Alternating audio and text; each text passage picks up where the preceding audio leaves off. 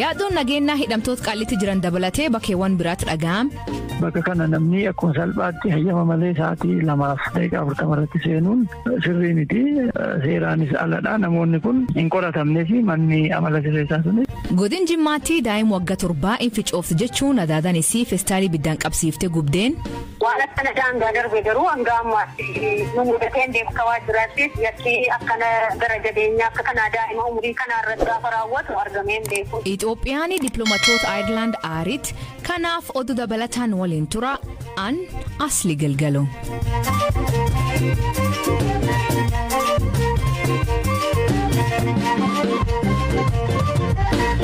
Dhaggeeffattootni oduutiin jalqabaanii gaanfa Afrikaatti ergama adda US Jeffrey Feltman turtii Itoophiyaa taasiseen booda kalee gara United States deebi'ee waan ergahaanii fi argirraatti gabaas dhiyeesse. Gabaas dhiyeessan kan keessatti abdii fi yaaddoo qaban if godhe hirpha gammachuu gabaas qaba. Gaanfa Afrikaatti ergamaan adda Ameerikaa irra deddeebiidhaan Itoophiyaatti marmaraa ture Jeffrey Feltman maree ministeera muummee Abiy Ahmed wajjin taasisaniin kaayyoon isaa finciltoota Amaaraa fi Affaar keessaa baasuu akka ta'e hubachuu isaanii himan dhugaadha. Alduree waraana dhaabuu 3 mootummaan Itoophiyaa kaa'e keessaa tokko finciltoonni naannolee Amaaraa fi Affaar keessaa akka ba'an gaafachuudha. Feltman gareewwan waraanicha keessatti hirmaatan garaagarummaa isaanii mariin akka furan kan dandeessisu jalqabbiin abdii kennu jira jedhu. Haa ta'u malee qaamoleen lamaanuu yaalii dippiloomaasiitiin gara mariitti akka galan taasifames haalota saffisaan jijjiiramaniin gufatu yaaddoo jedhu qabaachuu himan.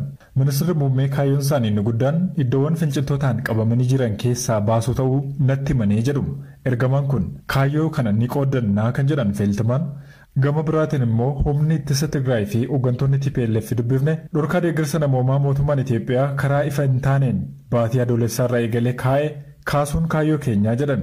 Ambaasaadar Feltman akka jedhanitti ergamaan addaa gamtaa Afrikaa Olusegun Obasanjoon mootummaa federaalaa fi humnoonni TPLF akkasumas dippiloomaatotaa fi dureewwan birootiif ergaa wal fakkaataa dabarsaniiru. Feltman ibsa kibxata kana kennaniin kutannoon siyaasaa yoo jiraate lamaanuu milkeessuun ni danda'ama. Haa ta'uuti garuu gareewwan lamaanuu karaa waraanaatiin galma ga'uuf yaalaa jiru. Lamaanuu mo'achaa jiraachuu amanuu jedhan. Ambaasaadarichi waraanni waggaa tokko lakkoofsise kun badinsa qabeenyaa fi namoomaa olaanaa qaqqabsiisuu kaasuudhaan waraana filachuun furmaata kan taane dubbatan.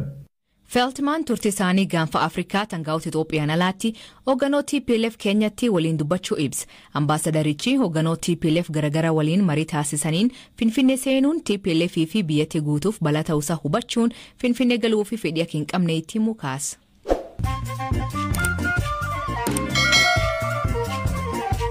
Dhaggeeffattootni amma oduu gaggabaaboo addunyaa isanii dhiyeessaa jalqabaan Itoophiyaan dippiloomaatoota Aayerlaand aariitti. Mootummaan Itoophiyaa torbaan dabree dippiloomaatota embaasii Aayerlaand keessaa hojjetoota 6 keessaa 4 torbaan tokko keessatti akka bahan ministeeriyaa ja'alaa beeksise. Itoophiyaan murtee kan fudhatteef ejannoo Aayerlaand waraanaa fi rakkoo namoomaa biyyattii keessa jiru ilaalchisuun man maree nageen mootummoota gamtoomanii dabalatee sadarkaa idil addunyaatti qabaatirraa kan ka'e. Aayerlaand gamisiitiin murtee Itoophiyaa kanaan gadduu isii ibsite.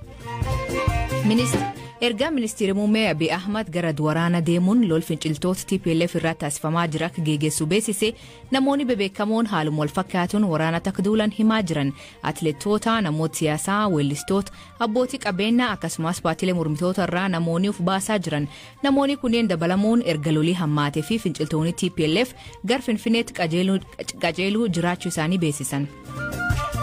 Dhaabbanni mootummoota gamtoomanii adoolessa 7 waggaa cufaa guyyaa addunyaan afaan Swahilii kabajtuu ta'uu labse. Swahiliin afaan Afrikaa bahaatti guddinaan fayyadaman ta'ullee jiddugaleessaa fi kibba Afrikaatti illee in dubbatamu. Kun afaan jalqabaa ka Afrikaa keessa beekamtii argatee guyyaa kabajaa UNESCOon kenniteef. Boon cimaa Soomaaliyaatti uummata miidhaa jiruu fi mootummaan biyyattii labsii yeroo muddamaa labse. Ministeerri muummee Soomaaliyaa Hussein Roble uummanni Soomaalii fi hawaasni idil addunyaa akka isaaniif birmatu gaafate. Sababoon kanaa fi horiin hedduun dhumatee bakkeewwan gariitti namni du'uu himan. Kaampaniin teknoolojii guddichi Apple dhaabbanni Israa'el NSO jedhamu maamiltoota isaa Apple fayyadaman jala odeeffannoo hatuu yookiin haka gochuu yaalee jechuun himate. Sooftiweeriin NSO'n oomishu bilbilawwan iPhone fi Android ta'an kamiidha yoo ta'u ergaawwan gaggabaaboo suuranii fi iimeelii galmeessuuf akkasumas haasaa bilbila butuuf kan qophaa'ee jedhan.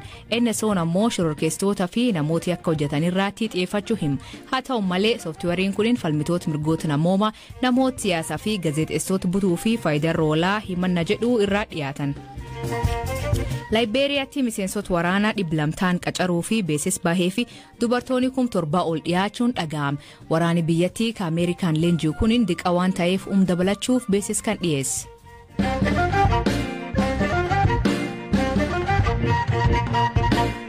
Godin Jimmaatti mani murtii aanaa Qarsaa dubartii daa'ima waggaa 7 irraan miidhaqama hama dhaqqabsiiftee hidhaan adaabe. Himatamtuun Ruudi Dayaas ibiddi feestaalii qabsiiftee daa'im guddisuuf ofii fudhattee irteetee gubattuu taasifte. Sababii ammoo ficaan ficooftee na rakkisee ka jedhu akka ta'e abbaan alangaa aanaa Qarsaa obbo Abdalanaa BBC'tti hima. Himatamtuun tun godin Jimmaa aanaa Qarsaatti barsiiftumaan barumsa waachoo yoo taatu daa'ima obboleessisii in guddis jechuun godin Wallagga Bahaa aanaa Limuutti fudhatti. Karaa hojjettuu caas gandii akii kunitti mudateetiin akka birgahan kan himtu itti gaafatamtuun wajjir dhimma dubartoota fi daa'immanii aanaa Qarsaa Aadde Zeenab Bagidii waan daa'im kan erga'ee akkanaan ibsiti. Akkuma sana miidhamteetu bishaan waraabdee galtuu kufte kanarraa kaasee maal taateeti kana tokkoltu waan arge jettee qorannoo gaggeessitarraa kaasee intalli akkasittiin seetu na gubee jettee gaafa isheen gaafattu waan deebii akkasii waan deebisteefiif deebii irraa kaatee ol qabdee gaafa laaltu gubaatii cimaadha sanaan seedhaan itti darbanii wal lolanii ilmoo adaadaa kootiiti akkamitti maaltu si galche waan arge jedhanii turte milishaatti waamtee qabdeenuu fidde. Kanarraa kaanee nutis milishaa fi dhimma dubartii fidde sanaa daa'ima jennee ishee qabamtee akkasiin dhuftu taasifnee waajjira poolisiitti ergine achirraa kaasee ragaa jaruma lamaantu ta'ee jechasii gaafuma poolisiidhaa jecha kenniturraa kaasee jecha amantaati kan isiin kennite ragaas bifa sanaan qindeeffannee mucaa battalumaan buufata fayyaa gaafa geessinu riifar jedhamee riifar gaafa jedhamu karuma waajjira keenyaa dhayitee akka yaalamtu namoota 3 poolisiirraa nama 1 waajjira keenyaa nama 2 kallattii sanaatiin hospitaalli federaalaa Jimmaatti dhiisteeti kan isiin yaalamaa turte bifa kanaatiin waan jecha amantaa jalqabarraa kaasee ofii kenniteef immoo waggaa 3 fi 7 adabamteeti kan isiin jirti. Akkaanaa keenyaatti amma yoonaa yakka akka kanaa daa'ima irratti raawwannaan hin argine. Yakki daa'imman irratti raawwatu yoo baay'ate reebicha uleedhaan wantoota garaagaraatiin darbee humnaa ol hojjechiisuun hin mul'ata.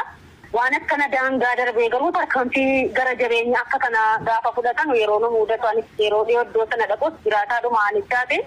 Waan akkana daangaa darbee garuu hanga ammaatti nu mudateen beeku waajjirichatti ijoolleenis akka himanitti akka waajjiraattis yakki akkana gara jabeenya akka kanaa daa'ima umurii kanaarratti gaafa raawwatu argameen beeku. Abbaan alangaa gochichi halkaniin raawwatamuu isaa daa'ima ofirra ittisuu hin dandeenye irratti raawwatamuu isaa akkasumas himatamtuun yakkichi firuu ofirraatti kan raawwatu ta'uu isaa akka yaada dabbii cimsuutti akka qabamuuf dhiyeessuu isaanii obbo Abdallaan hima. Gam himatamtuutiin immoo gochichi raawwachuu isii amanuu fi gaabbuun isii akkasumas kuusa yakka kan hin qabne ta'uu isaa akka yaada dabbii salphisuutti akka qabamaniif himan. Mani murtii aanaa Qarsaa dhimmicha erga qorateen booda himatamtuu Ruudi Dayaas irratti hidha waggaa 3 fi 7 irratti murteesse.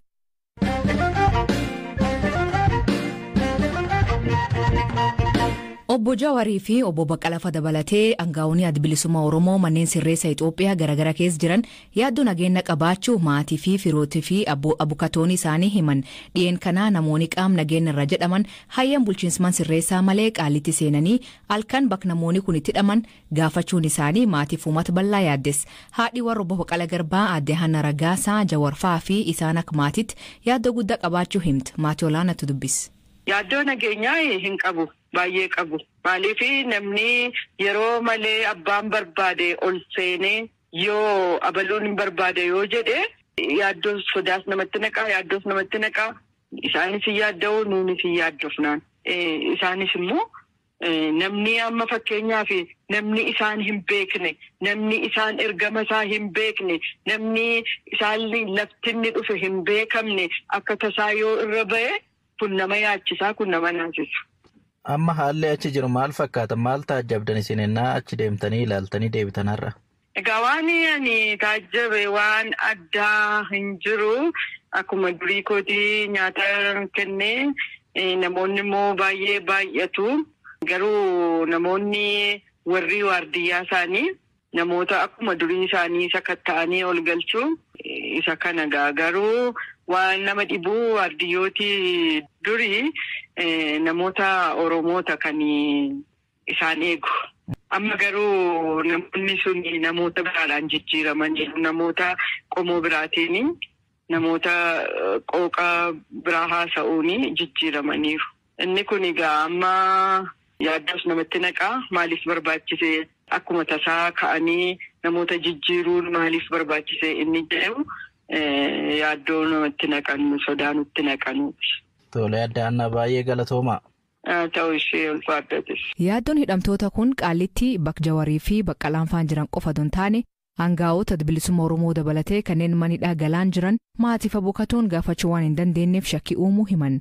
Abukatoo hidhamtoota keessaa tokko taa'ee obbo Tuulii Baay'isaa yaaddoo nageenya kan ilaalchisuun akkan jedha. Kamisa darbe kana galgala sa'aatii 2:40 irratti namoonni poolisii federaalaa fi humna tikaa biyya kanaa irraa dhufne kan jedhan galgala makiinaan mana hidhaa sanaa balballi banamee fi yoo seenu isaan immoo makiinuma sana jala bu'anii yookaan makiinuma sanatti maxxananii dallaa sana yookaan mooraa mana hidhaa Qaallitti akka seenanii fi akkuma seenanii immoo makiinaadhaa bu'anii Jawaar Faayisatti hidhaman jedhanii akka waardiyoota yeroo sana achi turan akka gaafatan waardiyyoonni ammoo isin eessaa dhuftanii isin eenyu fa'ii yeroo kana dhufuudhaaf yookaan seenuudhaaf hayyama qabdu jedhanii yoo gaafatan bakka akkasiitti dhufnee kanaafuu seenuu dandeenya jedhanii kanaa booda waardiyyoonni isin hooggantoota isaanii waamanii hooggantoonni mana adabaa sun dhufanii hayyama seenuudhaaf hayyama isin qabdanii haala kanaan seenuu hin dandeessanii jedhanii gaafa gaafatan gidduu isaaniitti wal mormiin akka uumamee fi kana booda warri diidaa dhufan sun nuti haalli nageenyaa Jawaar fa'aa Baqqalee fa'aa maaliin akka jiru mirkaneeffachuu dhufne jedhanii dallaa sana gadhiisanii akka ba'anii kan nuti himanii. Isuma kana yoo laallu haala akkasii kana dura uumamees hin beeku.